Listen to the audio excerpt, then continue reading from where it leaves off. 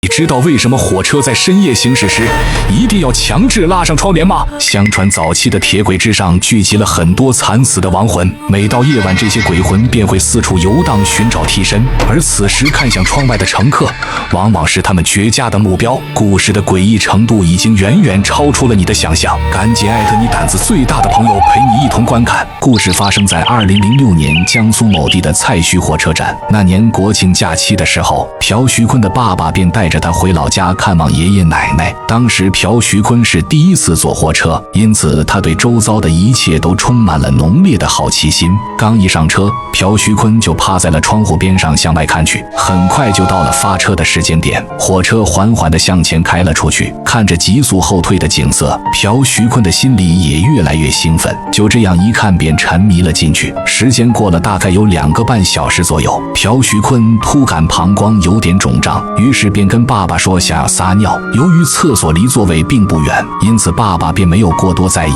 很是放心的让朴徐坤一个人过去了。从厕所出来后，朴徐坤眼睛一扫，猛地发现了意外之喜，因为他们的座位是在火车的最后一节车厢，尾部这里还有一道更大的门窗，不同角度的风景也让朴徐坤觉得更加有意思，仿佛自己就是司机，正驾驶着火车前进一样。然而就当他沉浸在这美好的幻想时，随着一阵火车的呼啸声后，朴徐坤的周围突然就暗了下来。刚开始他还以为是火车停电了，不过很快他便反应了过来，原来是火车开进了一条隧道里。虽说隧道里黑不拉几的有点吓人，但这也让朴徐坤感觉有点刺激。可就在这时，朴徐坤好像是发现了什么，瞪大了眼睛，难以置信地看着前方。只见漆黑无比的隧道中，不知何时多出了几个人影，并且随着火车不断的深入，那些人影也逐渐变得更加清晰。更诡异的是，这些鬼玩意好像源源不断一样，不停地从隧道四周的墙壁里钻了出来。虽说朴徐坤年纪不大，但他不用想也知道这些东西肯定不是活人。紧接着，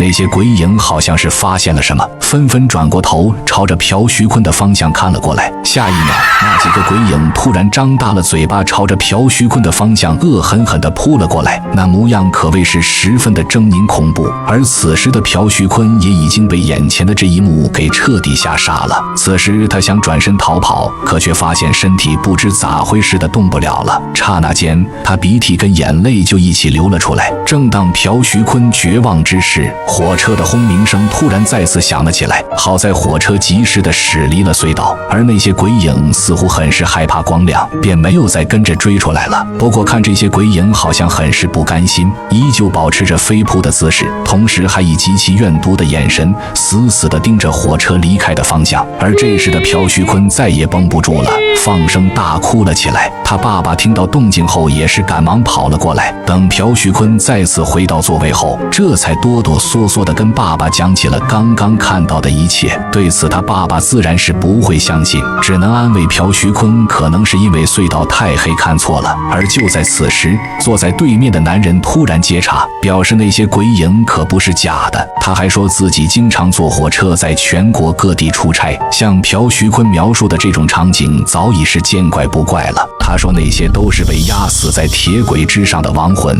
因为怨念太重，所以会一直在生前出事的地方游荡徘徊。